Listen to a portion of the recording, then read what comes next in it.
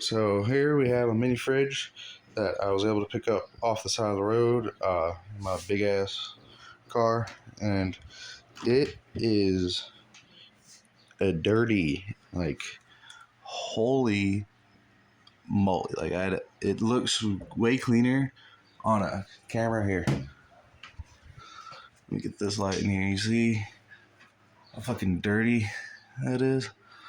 It's disgusting. This is even worse. But I'm going to clean it up and see how clean I can get a free off the side of the road mini fridge. You got just a bucket of water.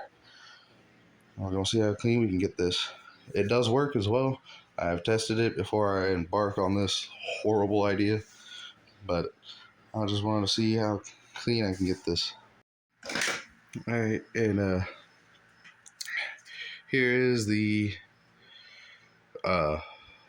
mini fridge after the cleaning.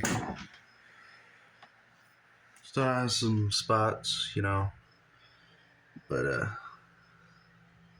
that's way better, and it only took me like not even 10 minutes.